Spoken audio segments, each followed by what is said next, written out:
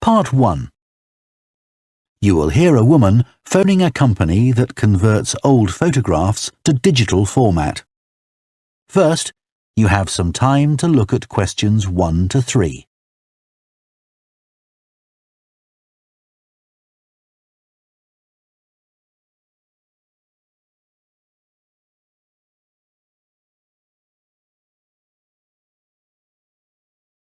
Now listen carefully and answer questions 1 to 3.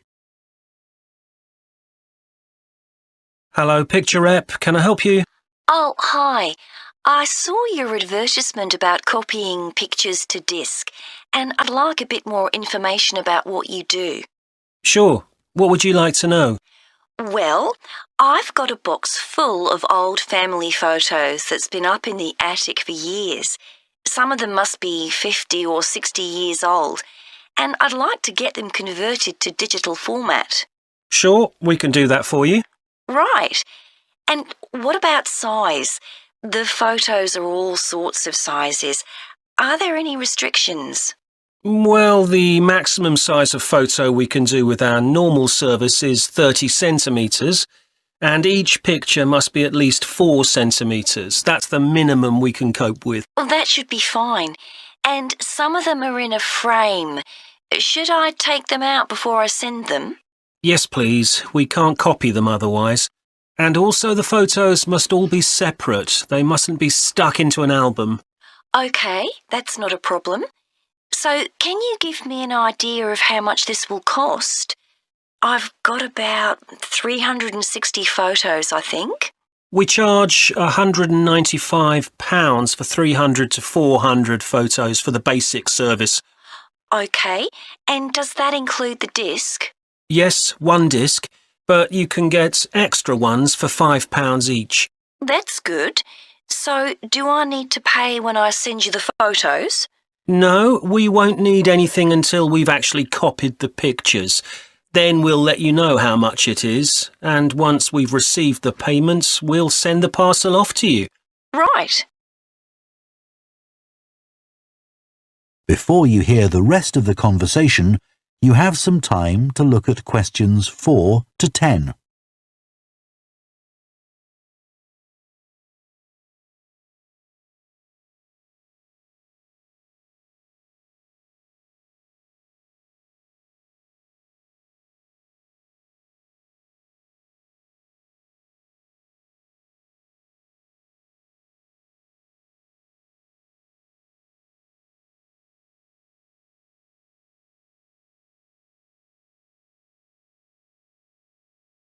Now listen and answer questions 4 to 10. Is there anything else you'd like to ask about our services? Yes, I've roughly sorted out the photos into groups, according to what they're about. So can you keep them in those groups when you copy them?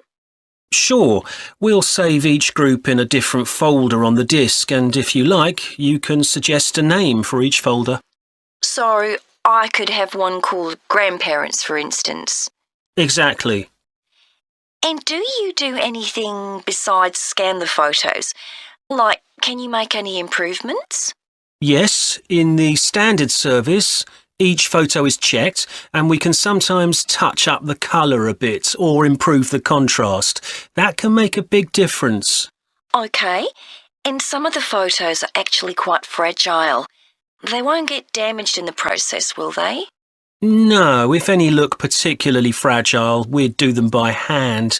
We do realise how precious these old photos can be. Sure. And another thing is we can make changes to a photo if you want. So if you want to remove an object from a photo or maybe alter the background, we can do that. Really? I might be interested in that. I'll have a look through the photos and see. Oh, and talking of fixing photos, I've got a few that aren't properly in focus. Can you do anything to make that better? No, I'm afraid that's one thing we can't do. OK. Any other information I can give you? How long will it all take? We aim to get the copying done in 10 days. Fine. Right, well, I'll get the photos packed up in a box and post them off to you. Right. If you've got a strong cardboard box, that's best. We've found that plastic ones sometimes break in the post. OK. Right, thanks for your help. Bye. Bye. That is the end of part 1. You now have half a minute to check your answers to part 1.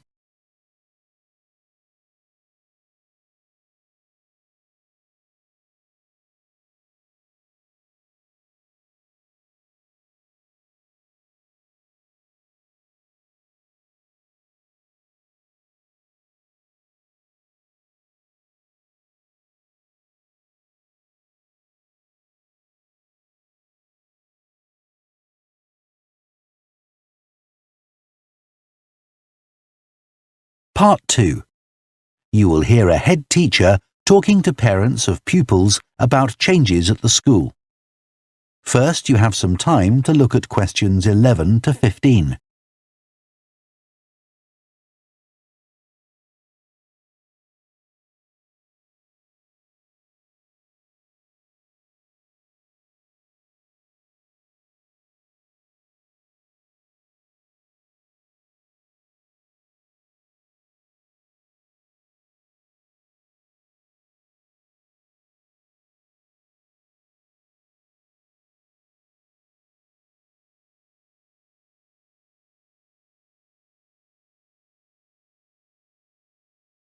Now listen carefully and answer questions 11 to 15.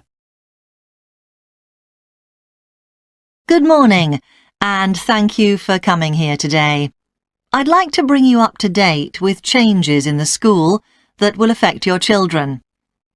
As you know, the school buildings date from various times, some from the 1970s, some from the last 5 years, and of course Dartfield House is over a century old.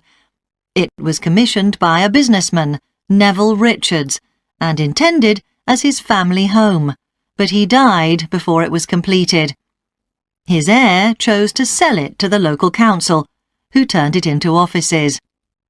A later plan to convert it into a tourist information centre didn't come about through lack of money, and instead it formed the nucleus of this school when it opened 40 years ago. The school has grown as the local population has increased, and I can now give you some news about the lower school site, which is separated from the main site by a road. Planning permission has been granted for development of both sites. The lower school will move to new buildings that will be constructed on the main site. Developers will construct houses on the existing lower school site. Work on the new school buildings should start within the next few months. A more imminent change concerns the catering facilities and the canteen. The canteen is always very busy throughout the lunch period. In fact, it's often full to capacity because a lot of our pupils like the food that's on offer there. But there's only one serving point, so most pupils have to wait a considerable time to be served. This is obviously unsatisfactory, as they may have hardly finished their lunch before afternoon lessons start. So, we've had a new food hall built, and this will come into use next week. It'll have several serving areas, and I'll give you more details about those in a minute. But one thing we ask you to do to help in the smooth running of the food hall is to discuss with your children each morning which type of food they want to eat that day, so they can go straight to the relevant serving point. There won't be any junk food, everything on offer will be healthy, and there's no change to the current system of paying for lunches by topping up your child's electronic payment card online. You may be wondering what will happen to the old canteen. We'll still have tables and chairs in there, and pupils can eat food from the food hall or lunch they've brought from home. Eventually, we may use part of the canteen for storage, but first, we'll see how many pupils go in there at lunchtime.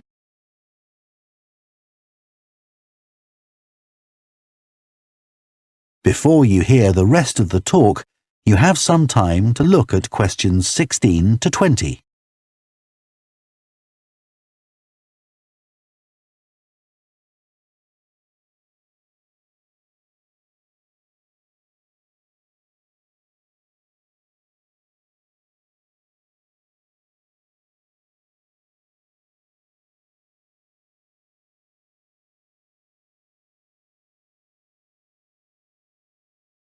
Now listen and answer questions 16 to 20.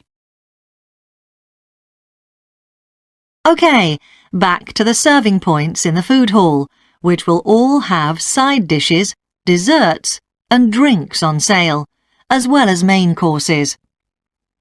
One serving point we call World Adventures. This will serve a different country's cuisine each day. Maybe Chinese one day and Lebanese the next. The menus will be planned for a week at a time, so pupils will know what's going to be available the whole of that week. Street life is also international, with food from 3 particular cultures. We'll ask pupils to make suggestions, so perhaps sometimes there'll be food from Thailand, Ethiopia and Mexico, and then one of them will be replaced by Jamaican food for a week or 2. The Speedy Italian serving point will cater particularly for the many pupils who don't eat meat or fish. They can be sure that all the food served there is suitable for them. There'll be plenty of variety, so they shouldn't get bored with the food. OK, that's all on the new food hall. Now, after-school lessons. These are very popular with pupils, particularly swimming. In fact, there's a waiting list for lessons. Cycling is another favourite, and I'm delighted that dozens of pupils make use of the chance to learn to ride in off-road conditions. It means that more and more cycle to and from school every day. As you know, we have a well-equipped performance centre, and we're going to start drama classes in there too. Pupils will be able to join in just for fun, or work up to taking part in a play. We hope to put on at least one a year. We already teach a number of pupils to use the sound and lighting systems in the centre, and a former pupil has given a magnificent grand piano to the school, so a few pupils will be able to learn at the school instead of going to the local college, as many of them do at the moment. That is the end of Part 2. You now have half a minute to check your answers to Part 2.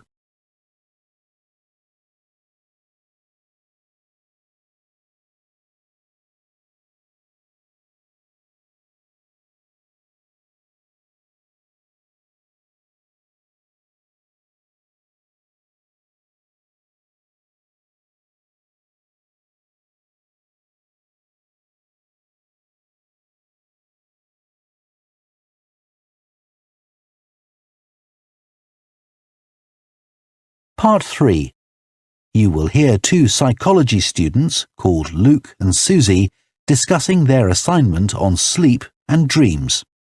First, you have some time to look at questions 21 to 24.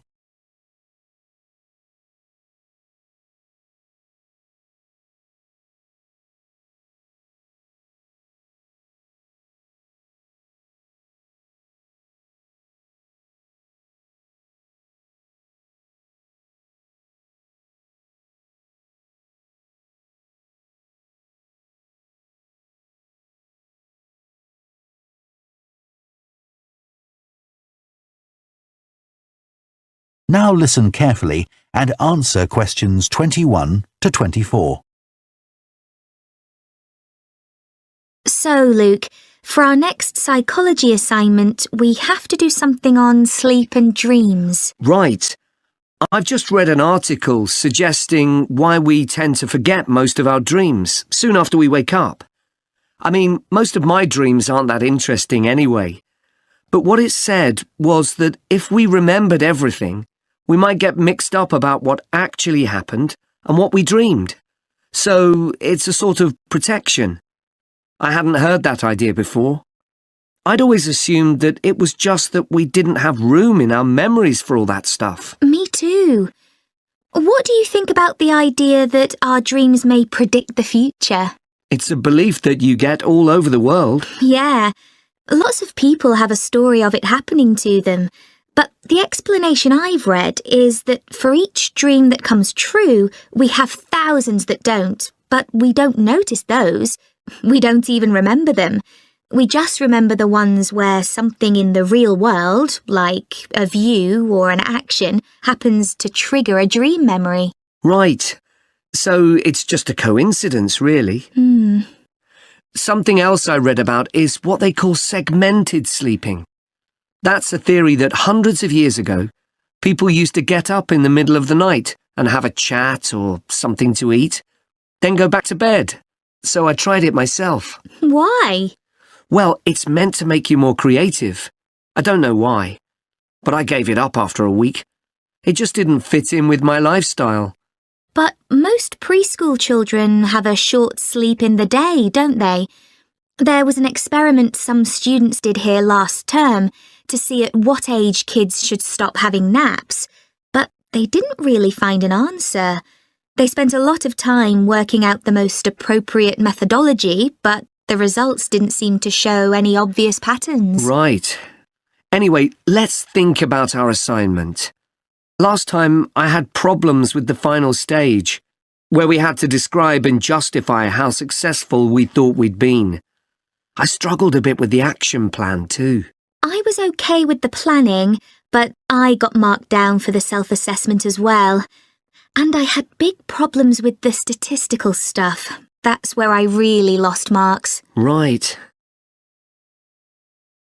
Before you hear the rest of the discussion, you have some time to look at questions 25 to 30.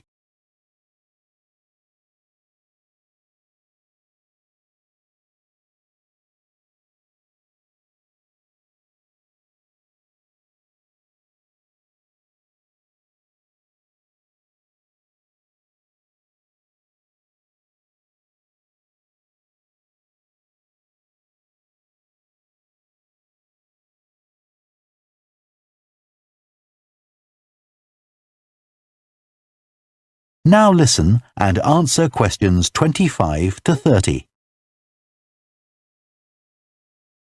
So, shall we plan what we have to do for this assignment? Okay. First, we have to decide on our research question. So, how about, is there a relationship between hours of sleep and number of dreams? Okay. Then we need to think about who we'll do the study on. About 12 people? Right. And shall we use other psychology students?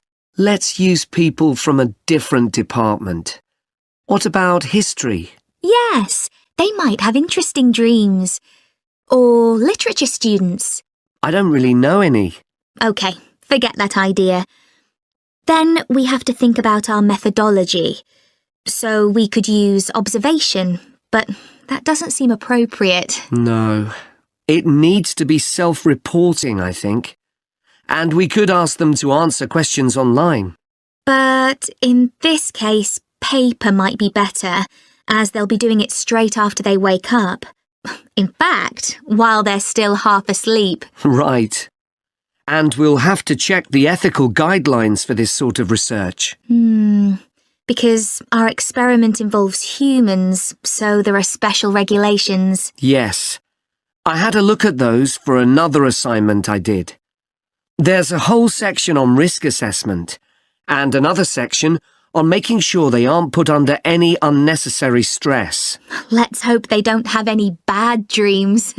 Yeah.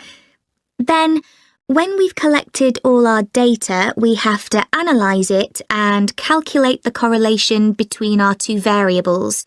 That's time sleeping and number of dreams. And then present our results visually in a graph. Right, and the final thing is to think about our research and evaluate it. So that seems quite straightforward. Yeah. So now let's get started. That is the end of Part 3. You now have half a minute to check your answers to Part 3.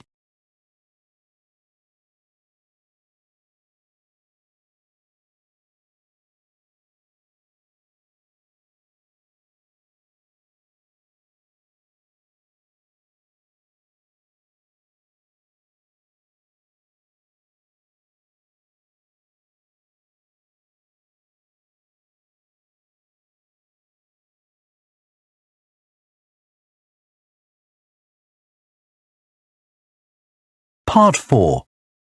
You will hear a sports science student giving a presentation on the health benefits of dance.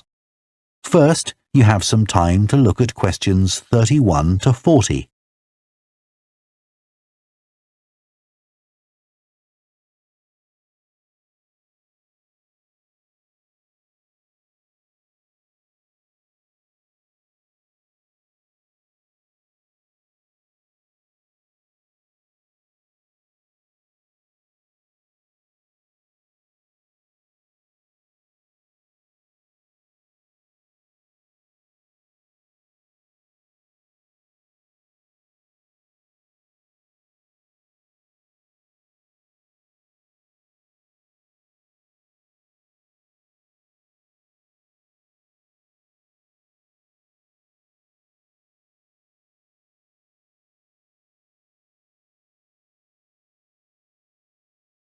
Now listen carefully and answer questions 31 to 40. Dancing is something that humans do when they want to have a good time. It's a universal response to music found in all cultures. But what's only been discovered recently is that dancing not only makes us feel good, it's also extremely good for our health. Dancing, like other forms of exercise, releases hormones, such as dopamine, which make us feel relaxed and happy. And it also reduces feelings of stress or anxiety. Dancing is also a sociable activity, which is another reason it makes us feel good. One study compared people's enjoyment of dancing at home in front of a video with dancing in a group in a studio. The people dancing in a group reported feeling happier, whereas those dancing alone did not. In another experiment, university researchers at York and Sheffield took a group of students and sent each of them into a lab where music was played for 5 minutes. Each had to choose from 3 options: to sit and listen quietly to the music, to cycle on an exercise bike while they listened, or to get up and dance. All were given cognitive tasks to perform before and after. The result showed that those who chose to dance showed much more creativity when doing problem-solving tasks. Dr. Lovett at the University of Hertfordshire believes dance could be a very useful way to help people suffering from mental health problems. He thinks dance should be prescribed as therapy to help people overcome issues such as depression.